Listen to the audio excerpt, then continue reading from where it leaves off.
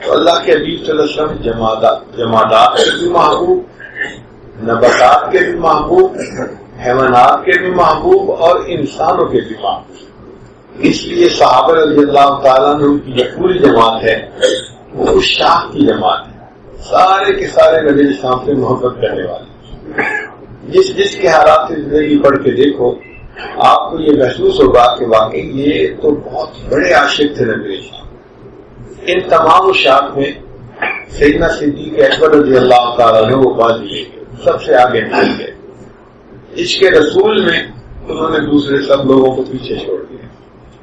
ان کی محبت کا یہ عالم تھا کہ انہوں نے اپنا سب کچھ نبی اسلام سے قربان کر دیا۔ ایک مرتبہ نبی اسلام نے فرمایا، مجھے 3 چیزیں تمہاری دنیا میں سے پسند ہیں، حبب الی من دنیاکم ثلاث، تمہاری دنیا سے مجھے 3 چیزیں پسند ہیں، ایک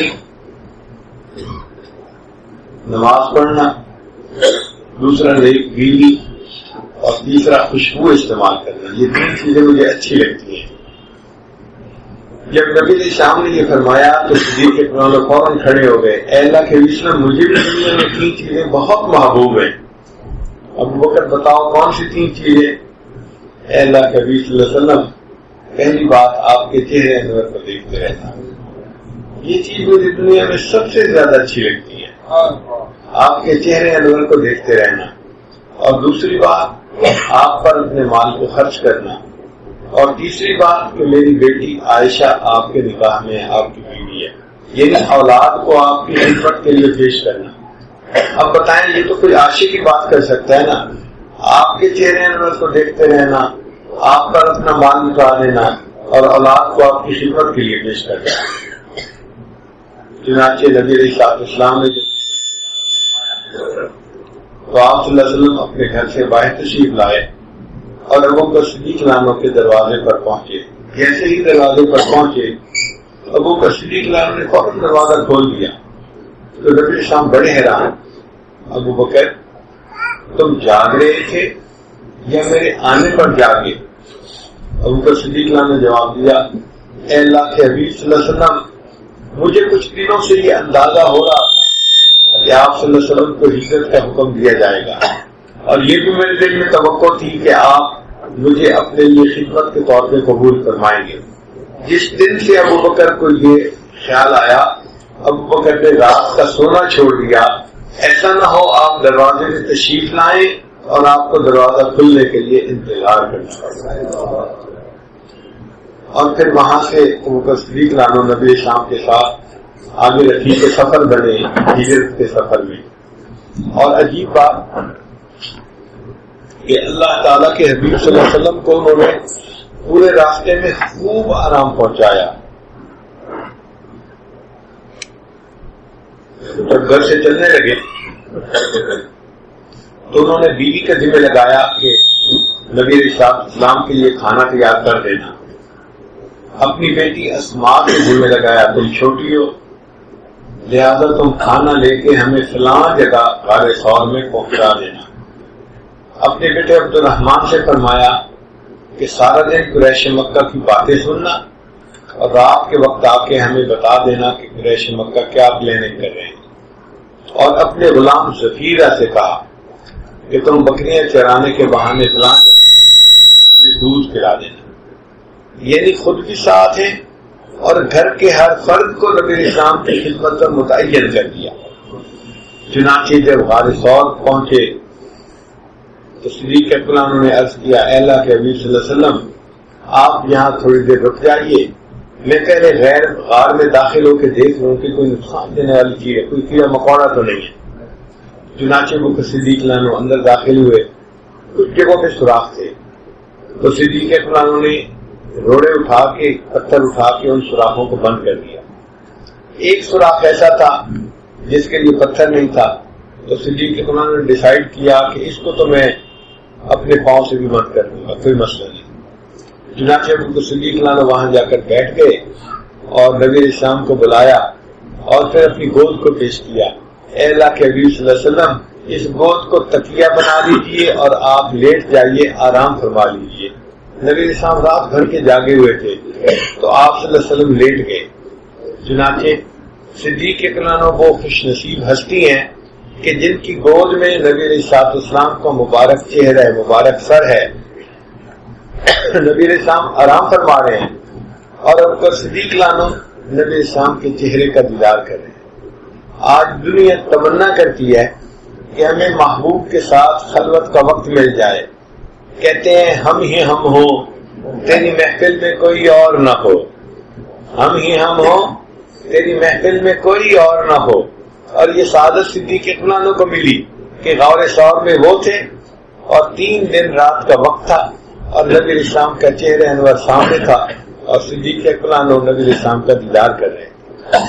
آج کا عاشق جب کتاب کھول کے بیٹھتا ہے نا تو اس کو کتاب کے الفاظ نظر نہیں آتے.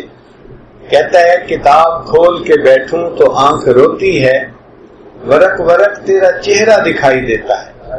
اس کو کتاب پر بھی محبوب کا چہرہ بنا نظر آتا ہے. تو آج کے عاشق کے سامنے تو کتاب محبوب کا چہرہ بنتی ہے.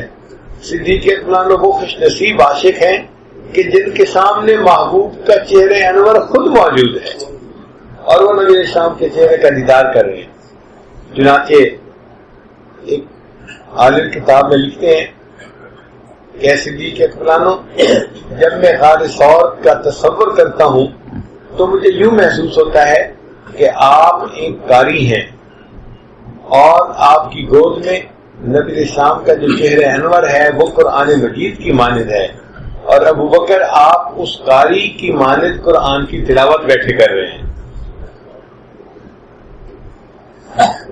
آپ اس کی تلاوت بیٹھے کر رہے ہیں، یہ محسوس ہوتا ہے مجھے. تو واقعی دنیا نے ایسا منظر نہیں دیکھا ہوگا. ایک طرف حسن رسول ہے اور دوسری طرف عشق صدیق ہے، دونوں کی انتہا. اس حسن کی بھی کوئی انتہا نہیں اور اس عشق کی بھی کوئی انتہا نہیں. عجیب منظر تھا. حسن اور عشق کو ایک جگہ اگر دیکھا ہے تو ابو بکر صدیق نے دیکھا. نبی علیہ السلام کے چہرے انور پر کیا انوارات تھے. محبوب صلی اللہ علیہ وسلم فرمایا کرتے تھے کہ میرے بھائی یوسف کو اللہ نے سبی بنایا. سبی کہتے ہیں گورے چیٹے کو، وائٹ رنگ جس کا ہو اس کو سبی کہتے ہیں. اور فرمایا کہ مجھے میرے اللہ نے ملی بنایا. ملاحت ہے چہرے کو کہتے ہیں. ملاحت سے کیا مراد کہ ایسا چہرہ کہ جس کی طرف انسان ایک نظر ڈالے تو نظر ہٹانے کو دل نہ چاہے، بار بار دیکھنے کو دل چاہے، اس کو نمکین چہرہ کہتے ہیں. تو یوسف علیہ السلام شبیہ تھے اور اللہ کے حبیب صلی اللہ علیہ وسلم ملی. دونوں حسین تھے مگر دونوں کے حسن میں فرق یہ تھا کہ یوسف علیہ السلام کے چہرے پر نظر جمتی نہیں تھی اور نبی علیہ السلام کے چہرے سے نظر ہٹتی نہیں تھی. اب وہ چہرے انور کہ جس سے انسان کی نظر ہی نہ ہٹتی ہو وہ 3 دن رات ابو بکر صدیق لانو کی آنکھوں کے سامنے ہے. آپ ذرا غور کیجیے کہ ابو بکر صدیق لانو نے کیا مزے پائے ہوں گے. اس لیے تو عمر لانو فرمایا کرتے تھے کہ ابو بکر میرا دل چاہتا ہے کہ تیرے ساتھ ایک سودا کروں کہ تو عمر کی ساری زندگی کی نیکیوں کو لے لے اور غار ثور کی ایک رات کے اجر کو مجھے دے دے. میں یہ سودا کرنے کو تیار ہوں. چنانچہ صدیق اکرام اس طرح بیٹھے ہیں اور اللہ کے حبیب صلی اللہ علیہ وسلم آرام فرما رہے ہیں. اس طرح یہ ہوا کہ صدیق اکرام نے جہاں پاؤں رکھا ہوا تھا نا اس خوراک میں کوئی کیڑا تھا جس نے پاؤں کو ڈسا. تکلیف ہوئی اور تکلیف جب ہوتی ہے تو بے اختیار آنکھوں سے آنسو گرتے ہیں. تو صدیق اکرام کے آنکھوں سے آنسو گرا اور نبی علیہ السلام کے رخسار مبارک پر گرا. نبی علیہ السلام کی آنکھ کھلی. آپ نے فرمایا ما یبکی کا یا ابو بکر، اے ابو بکر تو کیوں رو رہا ہے؟ تو تیری گود میں رحمت للعالمین کا مبارک سر ہے، سید الکونین کا مبارک سر ہے اور تو پھر بیٹھا رو رہا ہے. تو صدیق اکرام نے جواب دیا اے اللہ کے حبیب صلی اللہ علیہ وسلم کوئی تکلیف دینے والا کیڑا تھا جس نے کاٹا اور اس کی وجہ سے بے اختیار میری آنکھ سے آنسو گر. اس پر بھی کسی شاعر نے عجیب شعر لکھا.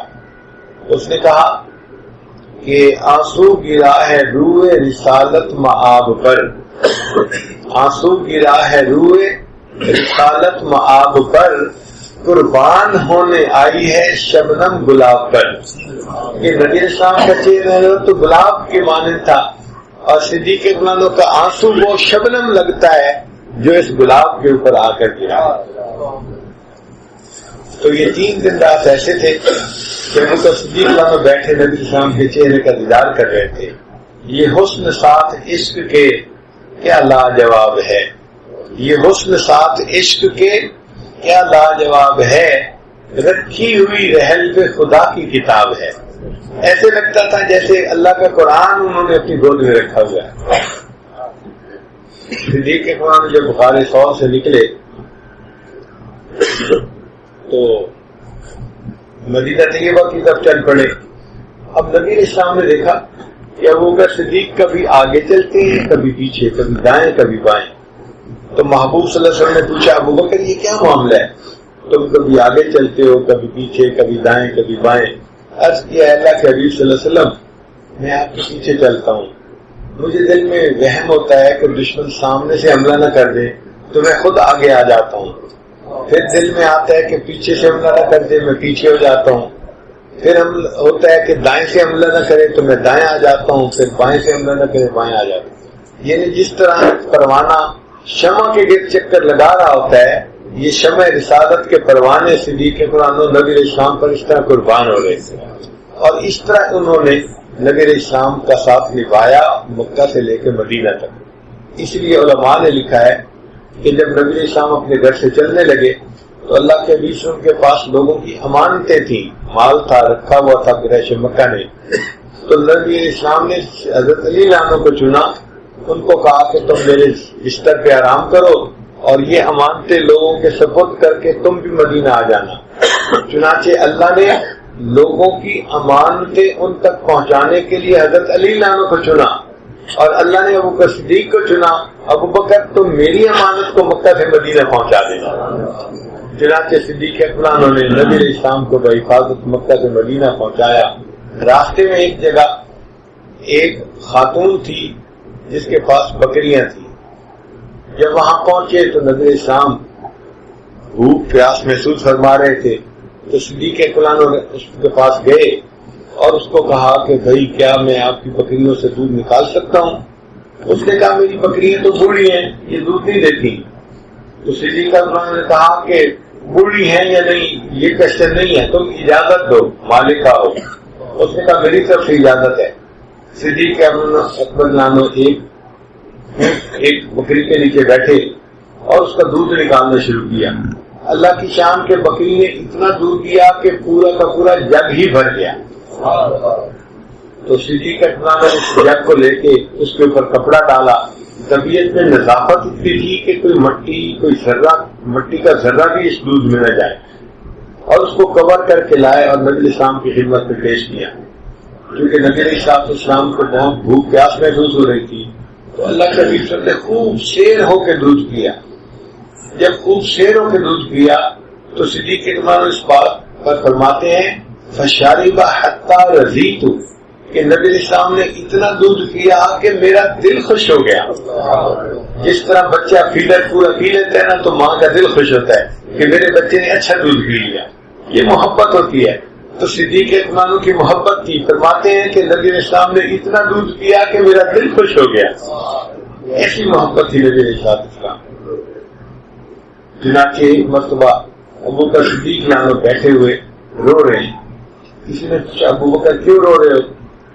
کہنے لگے کہ اللہ نے مجھے مال دیا ہے اور میں چاہتا ہوں کہ یہ مال اللہ کے حبیب صلی اللہ علیہ وسلم کی خدمت میں پیش کروں, مگر دینے والا ہاتھ اوپر سمجھا جاتا ہے اور لینے والا ہاتھ نیچے سمجھا جاتا ہے. تو میں اللہ سے دعا کر رہا ہوں کہ اے اللہ مجھے دینے کی ضرورت ہی پیش نہ آئے, تو نبی علیہ السلام کے دل میں یہ ڈال دے وہ ابو بکر کے مال کو اپنے مال کی طرح سمجھ کے خرچ کر لیا کرے, مجھے دینا بھی نہ پڑے. چنانچہ ابو بکر صدیق عنہ کی دعا قبول ہوئی. حدیث پاک میں ہے کہ نبی علیہ السلام ابو بکر صدیق کے مال کو اس طرح خرچ کرتے تھے جیسے کوئی اپنے ذاتی مال کو خرچ کیا. تو صدیق اکبر کا عشق بھی عجیب تھا. چنانچہ ایک مرتبہ نبی علیہ السلام نے فرمایا کہ اللہ کے راستے میں تم اپنا مال پیش کرو. تو ابو بکر صدیق عمر لانو کہتے ہیں کہ اس وقت میرے پاس کافی مال تھا. میں نے یہ سوچا کہ آج تو ابو بکر سے میں بڑھ ہی جاؤں گا. چنانچہ میں گھر آیا اور گھر میں نے اپنے مال کے 2 حصے کیے. ایک حصہ بیوی بچوں کے لیے رکھا اور دوسرا حصہ لا کے نبی السلام کی خدمت میں پیش کر دیا. علامہ اقبال نے اس کو بڑے عجیب انداز سے لکھا ہے. فرماتے ہیں اتنے میں وہ رفیق نبوت بھی آ گیا. ابو بکر صدیق بھی تشریف لائے. نبی السلام نے پوچھا ابو بکر گھر والوں کے لیے کیا چھوڑ کے آئے؟ اے اللہ کے رسول گھر میں جو کچھ تھا وہ سارا لا کے آپ کے قدموں پہ ڈال دیا. کروانے کے لیے چراغ ہے بلبل کو پھول بس، صدیق کے لیے ہے خدا کا رسول بس. ایسی محبت تھی. چنانچہ ابو بکر صدیق لانو نے اپنا لباس جو تھا نا وہ بھی اتار کے اس مال میں رکھ لیا. اور حضرت شیخ الحدیث مولانا زکریا رحمۃ اللہ لکھتے ہیں کہ خود ایک ٹاٹ کا لباس اوڑھ لیا. جب نبی السلام کی خدمت میں بیٹھے تو اس وقت جبریل علیہ السلام ملنے کے لیے تشریف لائے. تو نبی علیہ السلام نے دیکھا کہ جبریل علیہ السلام نے بھی اسی طرح ٹاٹ کا لباس پہنا ہے جیسے ابو بکر صدیق کا لباس تھا. تو نبی علیہ السلام نے پوچھا جبریل امین یہ کیا معاملہ ہے؟ یا اے اللہ کے حبیب صلی اللہ علیہ وسلم اللہ کو ابو بکر صدیق کا یہ عمل اتنا پسند آیا کہ عرش کے تمام فرشتوں کو حکم ہوا کہ وہ بھی ابو بکر جیسا لباس پہنے. پھر بتایا کہ جی اللہ تعالیٰ اتنے خوش ہیں کہ انہوں نے ابو بکر کی طرف سلام بھیجے. سبحان اللہ، کیا مقام پایا کہ اللہ تعالیٰ کی طرف سے عرش سے سلام آتے تھے. اور اللہ تعالیٰ نے یہ پوچھا ہے ابو بکر صدیق سے جا کے پوچھو کہ کیا اس حال میں بھی یہ مجھ سے خوش ہے. جب یہ پوچھا گیا ابو بکر صدیق کی آنکھوں میں آنسو آ گئے. کہنے لگے میں اپنے اللہ سے ہر حال میں راضی ہوں. یہ ابو بکر صدیق لانو تھے جو محبت میں اتنا آگے نکل گئے اور انہوں نے ایک معیار سیٹ کر دیا کہ عاشق ایسا ہوا کرتا ہے.